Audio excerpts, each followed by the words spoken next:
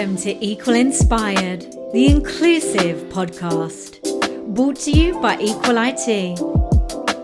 Melanie Shatinsky joins us, who is a people-centric developer, educator, and entrepreneur. Melanie spends her time creating beautiful things whilst giving people the tools to do the same. And Melanie is a real multi-hyphenate who loves the work that she does, whether that's collaborating with a client on a new website, building an educational workshop, or being the co-founder of My Code Kit. My Code Kit is on a mission to demystify coding through Okobox. And this is a coding tool which really uses a growth mindset approach to encourage users to experiment without the fear of failure. Hi, thank you for that introduction. It's really good to be here. We would love to know who or what is inspiring you at the moment. So I love this question, and I'm going to go with a cliche. And I think what's inspiring me is the youth of today, because you see the amazing things that they're doing. And there's one particular person in mind that comes to mind called Avi, who runs a community called Girls Into Coding. She's 14 years old. She started it when she was 10, and she just runs these online and in-person workshops with hardware and software. It's just fantastic. Like, she's 14. That's crazy. I've been following their journey for a long time as well, and it's like, you're so right. It's incredible what she's achieved at such a young age. It's really amazing. She's fantastic. Thank you for sharing, Melanie. And we would love to learn a little bit more, I guess, initially about your journey into tech. So my journey is a little bit of a funny one. I kind of ended up getting into tech. My whole career is built on failure, in all honesty. So when I did my GCSEs many moons ago, I failed to do computer science. I wanted to do coding, but it wasn't part of the curriculum. And my teacher said, you can't do it. So then I went to do my A-levels. I failed my A-levels. I ended up leaving after a year. I then got my first job, and I failed to do the job that they hired me for. Like, I was this shy, meek 17-year-old, and they ended up shoving me upstairs to be basically a PA to the finance director. And I overheard a conversation one day, which was, we need a CRM system for a bunch of vehicles, but nothing is suitable. So very, very naively, I said, I'd done a little bit of coding when I was younger, let's build one. And that's really where my career started. I was kind of a bit terrified of going, do you know what, I don't know how to do that. So I said yes. They paid me very little, but they gave me a ton of books, and that's where it all started. So it was all built on failure. Do you know what? I'm actually a really big advocate as well of like using your failures to fuel your motivation to succeed, and like any adversity, it's all a learning experience. So it's really refreshing that you've actually mentioned that, because I think it's important to normalize failure. Failure is where we learn and where we grow, right? Yeah, well, it's. I think there's a stat out there which says 70 to 80% of coding is debugging and testing. So that, in essence, is 70 to 80% is failing. It's stuff going wrong and then you trying to figure out how to fix it. So yeah, like literally my entire my job and everything that I do is built on that. Being 17 years old, going into building that CRM, how did you learn to code? And what were some of the pros? What were some of the cons to how you did it? So I was completely self-taught. As I say, I was given a budget of books. I didn't really know at the time that there was these courses out there and things that you could do. So I had this shelf behind me, which was probably about 12 books deep. And I just kind of learned by doing a project. In all honesty, when I first came into the dev world, I actually found it quite daunting, especially as a beginner, because being self-taught, it meant that I didn't know some of the science that goes behind it or some of the professional terminology. And it's not that I didn't know it and I couldn't do it. It's just when I referred to it, people weren't quite sure what I was talking about. So it came across maybe that I was a little bit more novice than I was. But I think it was such an interesting process, and going through it and doing a project was the best way to do it, in all honesty.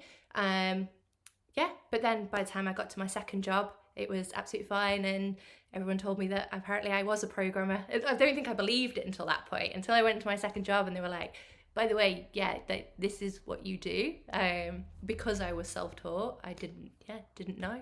So what are some myths that you can demystify about being self-taught as well? Because I do feel that still people do hold themselves back because of maybe like some judgments that they might get simply because they are self-taught. So I think that there's a load of myths there around the people that are self-taught coding don't know as much. And that's not true. So I actually did go to university when I was 23. I did it a little bit later. And I went because I wanted to train to be a teacher. So I did the formal qualification of computer science and then did a teaching degree. And, there is value in going to university. Of course there is. I'm not going to sit here and say there isn't. But it's all just syntax. It's all just syntactical sugar. It's all just, this is called this name and that's called that. It doesn't really mean anything. And it's the same when you go between programming languages as well, which, I always recommend to people, just pick a language, because it's all, if you do Python, that's transferable to JavaScript, that's transferable to, some functional programming language, because it's just what you're learning is the problem solving skills rather than, the actual, this is called this, like, oh, how do you do React? Like, if you can code, you can do React. I guess, is it like changing your mindset in a way and breaking down that barrier, that fear of judgment, and just throwing yourself in there and learning? It doesn't define you if you haven't had a degree in this space, because you can still be just as fantastic, if not even more fantastic, as someone who had a degree, right? It's just about the work you've been doing, the value you've been adding, and the impact. So when in my career, I've worked with people who don't have a degree. I have worked with people who have a chemistry degree, maths degree, came from being a builder. Like, it really doesn't matter. And like you say, it is that mindset. It's that mindset of like, programming changes so much. So I've been doing it 14 years. And funnily enough, I saw a comparison. It was like 2015 versus 2021. And all the languages and all the methodologies and things like that were popular in 2015 were what I'd spent half my career focusing on, that were just redundant, just like that. So it's all, even if you've got that formal qualification, you're just constantly learning anyway. I always like to compare developers to like Venn diagrams. Like, there's all this stuff that I know, and then there's all this stuff that you know, and then the tiny bit in the middle that actually overlaps is minuscule. That's a really great observation. Yeah. And I think as well, technology is always changing almost as much as the English weather as well, right? There's always something else to learn, something new, a new approach. So I guess really adopting like a continuous learning mindset, do you think that's really valuable for somebody pursuing a career in tech? I think so. I think you do have to consistently be learning and enjoy it. I think that's one of the things that I really like about coding and what I do as a job, because I am always learning. Like, I'm always learning something new.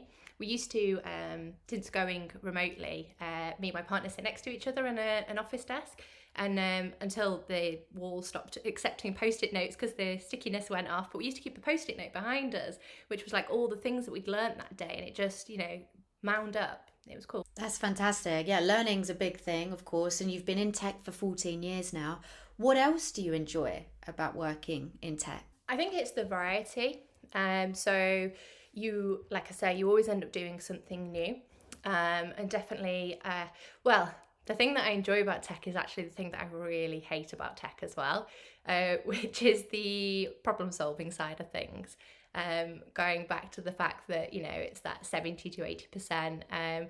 So you get that real satisfaction of working out a problem, but you also have that massive frustration of, it taking me a day or half a day or 2 days or however long it is to actually figure out what that problem is in the first place. But the payoff is amazing. You were one of 64 innovative UK Young Innovators Award winners for 2020 and 2021. We would love to learn more about the award and what it entails. So it's a Innovate UK government award. It is in partnership with the Knowledge Transfer Network, or KTN for short, and the Prince's Trust. And it's all about encouraging young entrepreneurs from 18 to 30-year-olds to get their ideas from that little bit of napkin or paper, from idea to actually, something sustainable. I've actually applied for it, I think, September 2020. And then I think I was turning 30 in the November, so I just got in. And it was fantastic. It's been an amazing experience. So as part of that award, you get 2 days living allowance for the week. And then you also get I think it's 2 days a month, which you can do over half days in support, which I think, in all honesty, was the big thing for me, because it meant that I got to sit down with somebody who is a professional in making businesses and look at all the stages of what we've done so far. Think about our market awareness, think about how we're going to, our growth market strategy, how we're going to raise finance. As a developer, those are skills that I do not have. So it was really, really invaluable to have that. And I'd recommend anyone go for it. That's amazing. What's been the biggest lesson learned, do you think, from there? I can imagine it's quite a long list from what you've said, but if you had to pick out the top 3 gems. I think it's don't be afraid to network, which I probably before this would not necessarily go and approach people if my idea wasn't 100%. So we're still at the moment building our product, but we've started talking to people already about potentially doing partnerships and things like that. So it's a cliche, but it's never too early to start talking to people, I think, is definitely one. 2 is having a good spreadsheet. Love a good spreadsheet. So I learned a lot about profit and loss and cash flow, and again, things that I hadn't really done before. And then number 3, I suppose, trust your instincts. I think that's definitely number 3. There's some great lessons learned. Thank you for sharing, Melanie. And this, of course, ties into My Code Kit. So please, can you tell us more about the mission here? So My Code Kit is the company that I co-founded. We're on a mission to bring equal education opportunities to everyone. And this is starting with our coding product called OccoBox. So that's the product that we're building at the moment. OccoBox is a Python coding tool with an AI learning assistant, and it's all about doing growth mindset approach. So it's that thing of you've not got there, but you've not got there yet, whilst also translating error messages for young people into something that is more tangible, but more importantly, not hiding it, so they can take those skills forward. It's a product which we want to make sure that everybody can get into coding with that confidence. So it's all about that confidence there. What was some of the other inspirations behind launching My Code Kit? So as I mentioned, I went to university and it was to become a teacher. So it actually came from my experience being in the classroom. So there was things that I saw there. I used to teach a multi-ability class, and you had some students there that really, really passionate about coding and really, really wanted to do well, but they just didn't have the resources or the time to be able to approach that. So one student in particular who I always think of when I think of OccoBox, I put on extra sessions for them, to try and help them out and to try and get them to the point where they wanted to be. But they couldn't come because they had to go home and look after siblings. It's just, unfortunately the way that it is for some people. And then when they went home, they didn't have, everything was laptop based or computer based. So it's really important that OccoBox is multifunctional, it's multi-device, so that we can make sure that even if there's just a mobile phone at home, that you're still able to code and things like that.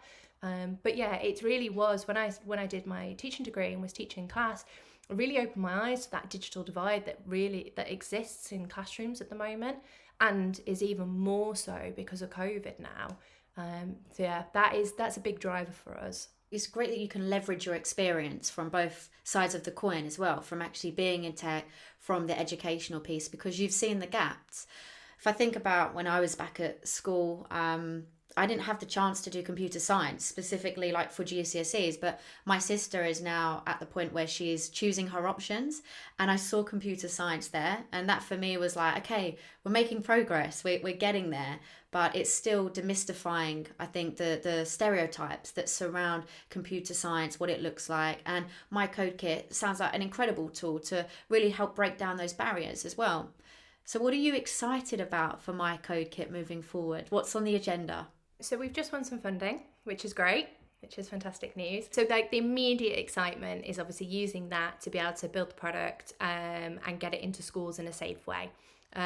But what I'm really excited about is this being the start of something. So going back to our mission and our vision of equal education opportunities for all, I really want to build coding tools for children with special education needs to enable them to be able to experience it just the same as everybody else. So that's the big plan.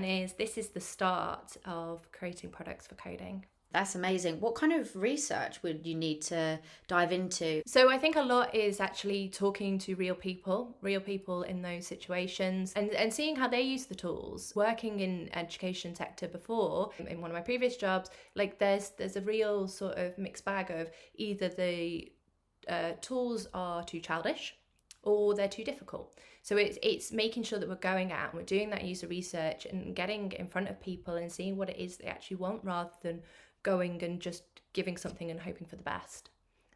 That's one thing that Merck Co-Kit is one of our values, is making sure that we're learner first. So making sure that we are creating a product which actually adds value to the learner. So again, making sure we're getting it in front of people, working with universities and doing research to enable that, really. Sounds like a great approach. What do you enjoy the most about being a co-founder?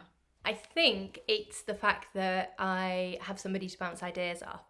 I could be quite erratic and make some very quick decisions. And Mia, who's my co-founder, is a lot calmer, and she is the one who is usually saying, "No, Mel, we can't spend all our money on that. That's silly." So it's having someone to bounce ideas off, but having somebody that complements me so well, or complement each other so well. You just don't feel like, being an entrepreneur and having a business can be quite lonely, especially when, like, going back to what I was saying about the support that we've had from Innovate UK, I'm getting better, but I am an educator and I'm a developer. When it comes to business, that is, I've worked in businesses and small startups, very small teams, but actually running a business is quite new. So yeah, having someone there and having someone to say no to me is quite useful. How did you find your co-founder, out of interest? Is she somebody that you've known for a long time, or how did that come about? So I used to run a group when I was at university called RoboGals Sussex, which is another great charity. They take university students, and each university has its own sector, and they go into primary schools and secondary schools with robots and different things and try and spread the message of STEM. It's very lovely. And when I was running that, one of my friends introduced me to Mia and said, "I've met this person, you're going to get on like a house on fire." And they weren't wrong, because next thing you know, I was speaking at her wedding, and we did indeed get on like a house on fire. So we met that way. We were friends. We both kind of went into the education route. We both were really passionate about coding, and the rest is history. That's amazing. It's really nice, I think, when you have that connection on a friendship level, but then when you go into being more of a business relationship as well, had you noticed any changes, any challenges at all? Because I feel like you do sometimes see a different side to someone, maybe at times, it's a different environment, different mentality. Definitely. And like, don't get me wrong, there are horror stories of starting businesses with friends. Like, we've all read them. But I think something that me and Mia did from right at the beginning, which was really nice, is set those boundaries. So there was an example, even like, I think it was yesterday. As you know, I'm trying to buy a house. So that kind of ends up feeding into a lot of our conversations at the moment. And we were talking on Google Chat, and Mia, straight away, I get a little ping on my phone, my WhatsApp's gone, she goes, "This is a friend conversation, I'm moving it." So it's just being really clear. So like when we first started, and we're a lot better at this now, but when we first started, we said, right, okay, we need to sit down and think about what's appropriate and what channel. Like, if I call you in between these hours, we've got a catch up, that's work. But if I message you on WhatsApp, that's friend talk, and we're going to talk about, normal stuff. And something we've recently done as well is actually have a look at our roles and figure out, because that was something we found quite difficult, is almost that stepping on toes a little bit of trying to figure out who does what. And now we've really kind of had a look at it, and we now have very set roles of, right, okay, I'm going to look at this and you're going to look at that. And it's not to say that I don't get involved with Mia's side or she doesn't get involved with mine, but she's the project manager of that side, and everything goes through her, and it's just respecting that. Yeah, I think that's fantastic that you found that formula that works for you.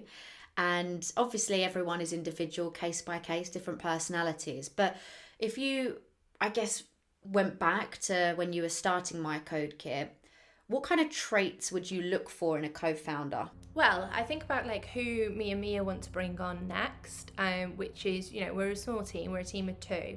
I think it's finding somebody that doesn't just agree with you all the time, finding someone that, is not argumentative, but challenges you, because it's very easy to sit there and go, yep. And then it goes back to that, assumptions, doesn't it? Like, oh, we're assuming that we're making this fantastic thing because we've never challenged each other or had anyone else challenge us. But it's also having someone, just describing Mia now, but it's just having someone there that's passionate about it as well. Like, I don't know, like, I'm obviously very passionate about education and coding. Mia, so much more than me. Like, I don't know how anyone can be even any more passionate about coding and education than Mia is. So yeah, I think that is going to drive you forward a lot. And obviously there is like the business skills and things like that, but if you've got the business skills and not the passion, you're not going to continue, are you? And starting a startup is a long process. Like, it's like the iceberg analogy. I love a good analogy today. But it's like the iceberg, isn't it? When you start a startup, what you see is like the very tip, but there's all this like years of work that go on underneath it. And if you're not passionate about it and excited about it, you're never going to see it through. There's this concept as well that in hiring, recruitment, for example, things like ambition, grit, passion, drive, you can't sometimes teach these. They have to come from within, but the skills you can. And it's very similar when it comes to starting a new business, right? You can learn the business skills. You can watch videos online, you can get mentors, you can learn in this area, but the passion is the main thing. And what you're saying actually really resonates with me, with my co-founder Jonathan, who I'm super lucky to have and is a true ally for everything I've been doing as well. So yeah, it's just really interesting to share stories on your journey to being a co-founder.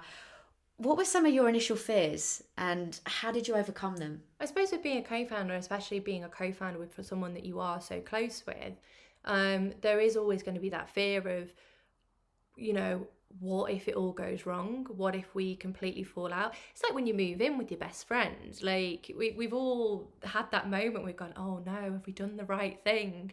Because it is a very different dynamic. Like, we've made it work by putting those strict boundaries in and really kind of defining what we do. But that was, I think, for both of us, was a big part of it. Yeah, definitely. Yeah, I can relate. I think if I think about like my own journey, I had this like real fear of judgment. So when I launched Equal IT, I had only recently got a mortgage and things like that. So was getting a lot of judgments, I think, from people. Are you sure this is the right time? Are you sure you should be doing this? But it's just following your gut, and in yourself if you've got the right person to drive it forward with you, and you've got the passion, you've got the mission that you're striving for. So just really go with your gut and don't necessarily pay attention to other people's judgments. Yeah, no, I definitely agree with that. Like, I look at, we regularly have moments where we celebrate the small stuff. Because I think sometimes you can get a bit carried away with, oh, but we're not quite there. It's like a bit like coding, isn't it? Which is what we're trying to do with OccuBox it's that encouragement to experiment. You do experiment a lot when you start a company.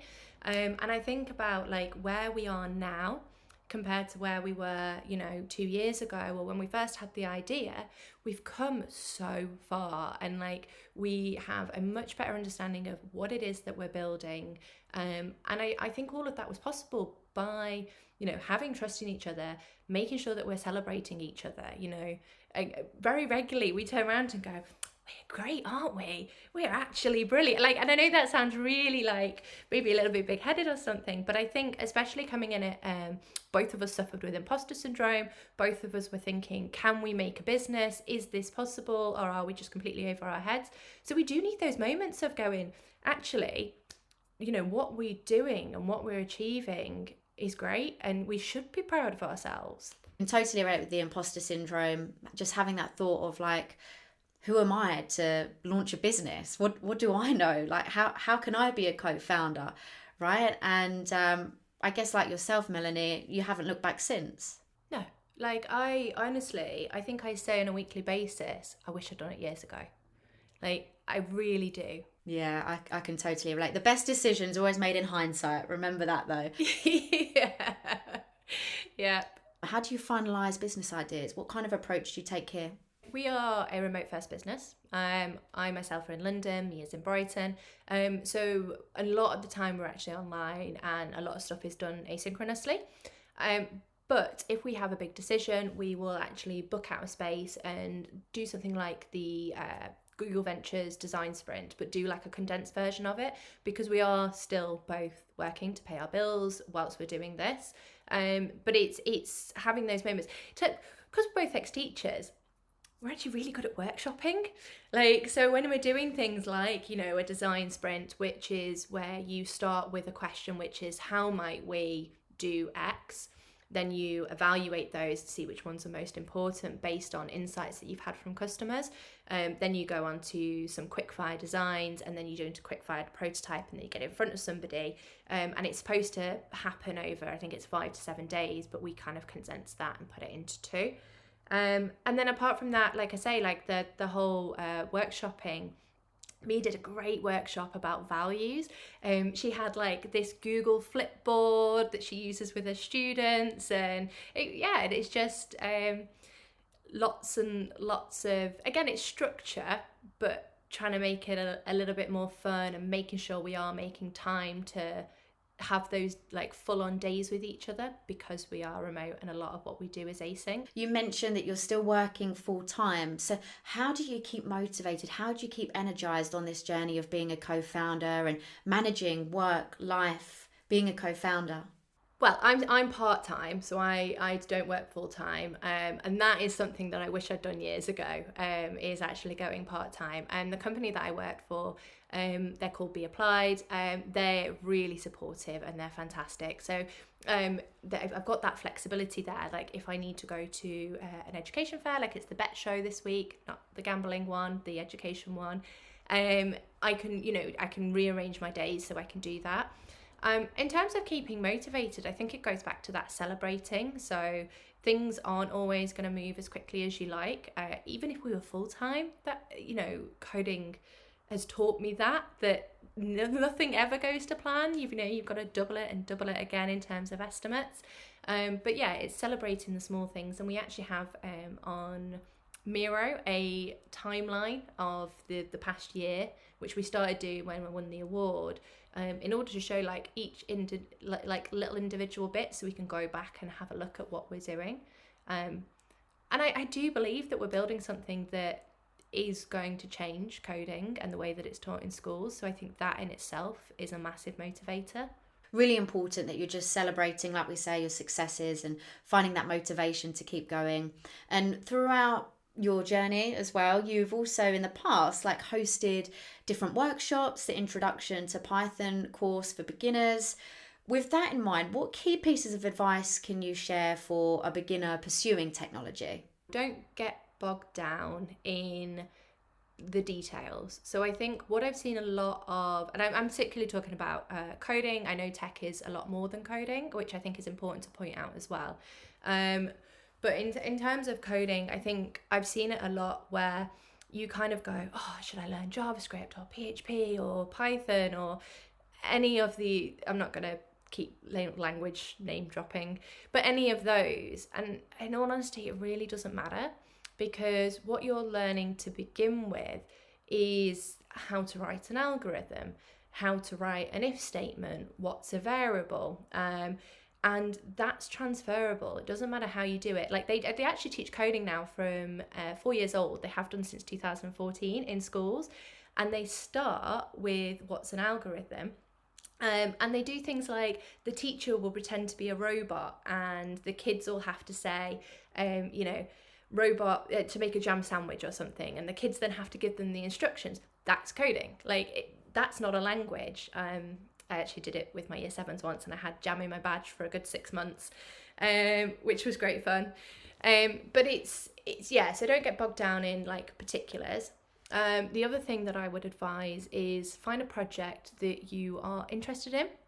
So I'm a big fan of automating everything, my house, everything. Like I'm quite lazy, not lazy, but I'm, efficient. We'll go with that. And so there is a great website called automatetheboringstuff.com. And it's all about little projects. Again, doesn't particularly matter about language, but little projects that you can do that will make your life easier. And I find with something like that, there's a benefit for you at the end rather than making a to-do list or something like that.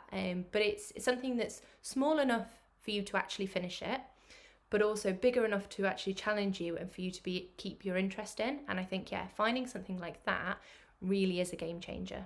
Just small hobby projects, keeping yourself busy, keep ticking away at it. And outside of coding, what other skills do you feel you really learn as a developer?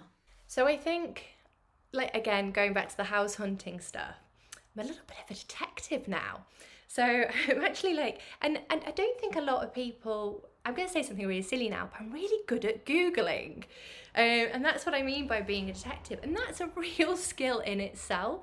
So it's just meant that, with the house stuff, if I need to find planning permissions or when a house was built or anything, I'm really good at, or a contract for a previous thing, there's just a tiny preview on one website because it's been SEO cached or whatever. So I'm quite good at that, which is quite a transferable skill. But yeah, and again, I think the big one, apart from being a detective, is resilience. It's made me a very resilient person, because I spend so much of my time Googling stuff not working, stuff breaking, and just trying to figure it out. Do you think that resilience is something that, I guess, you can grow, you can learn in that sense, or it has to really come from within? Do you think there's tools that you can use to work on resilience? I think so. I think I've not always been a super resilient person. I've definitely not always had that growth mindset, which is Carol Dweck's research of, you're not there yet.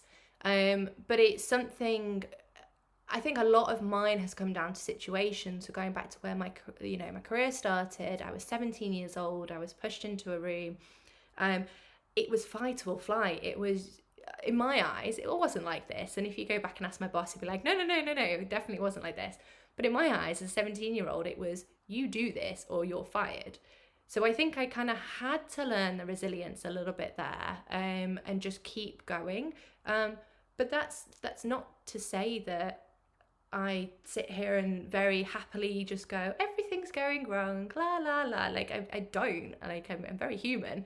But I think in terms of tools that you can use, again, I'm going to go coding specific here because that's what I know.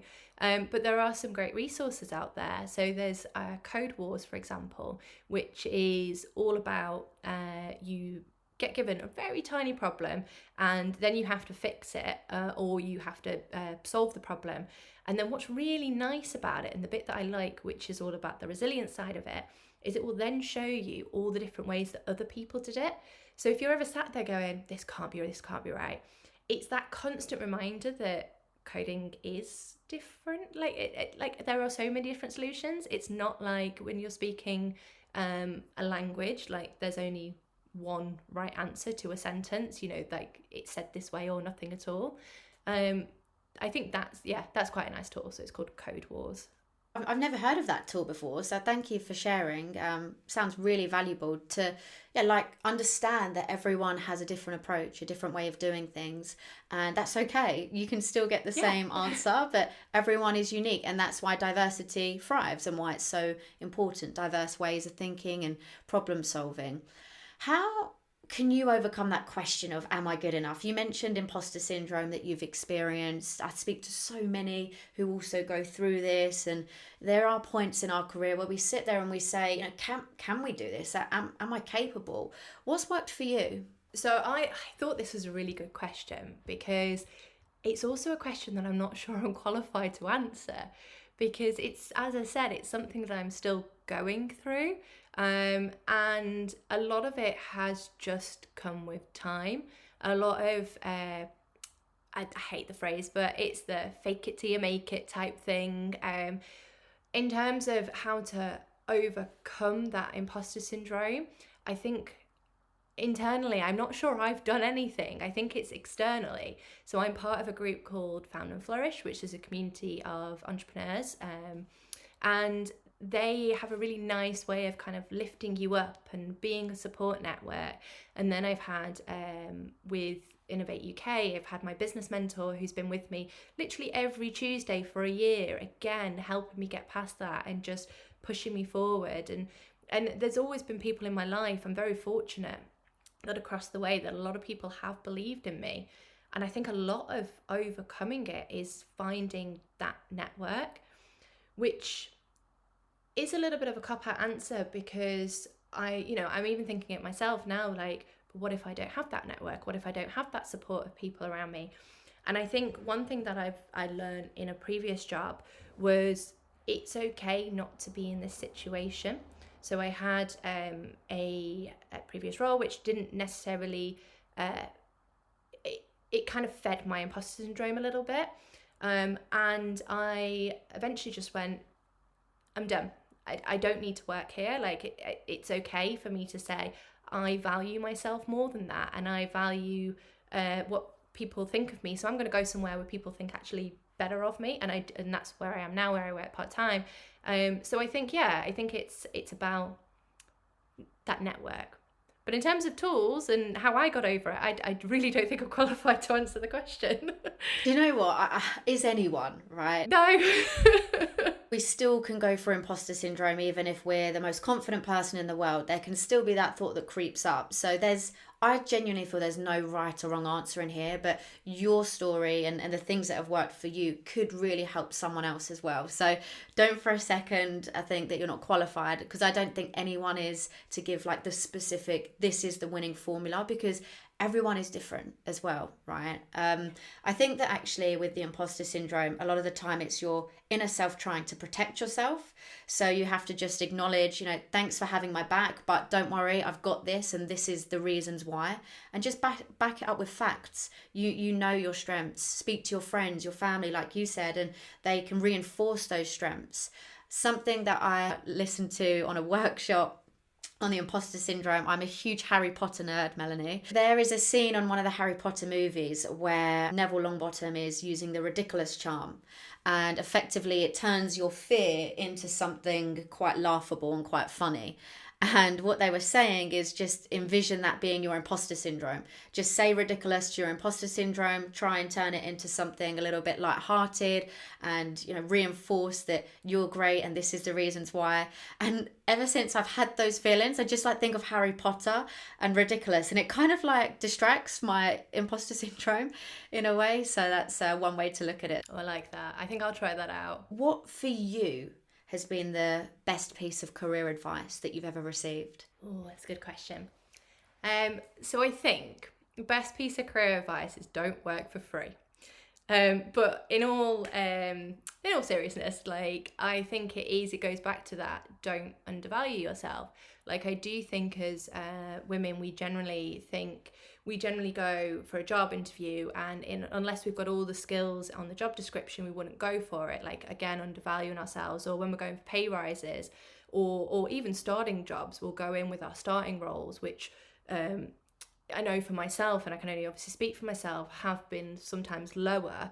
And again, it's that case of I've undervalued myself when there really was no need to. So I think, obviously the essence of it is do not work for free, but whatever work that you're doing for somebody, if they are coming to you because you've got those skills, your skills are worth something, your opinion is worth something. Thank you, Melanie, for sharing. That's so valuable. And it's been an absolute pleasure speaking with you. We're so glad to have you on Equal Inspired, and can't thank you enough for your time. Oh, thank you very much. I'm so excited to be here. I'm big fan of everything that you're doing. So thank you very much. Thank you for listening to today's episode, and we hope you're feeling inspired. If you are, please feel free to like, share, subscribe, and join us on our mission to create a diverse, inclusive, and equitable universe. This podcast is brought to you by Equal IT, a mission-driven business working to diversify tech teams through refined talent acquisition, complemented by diversity and inclusion consulting. As an Azure Heroes inclusive leader, we aim for teams to cultivate a strong sense of belonging and equity. Find us on Twitter and LinkedIn. We welcome your feedback, questions, and would love to hear from you.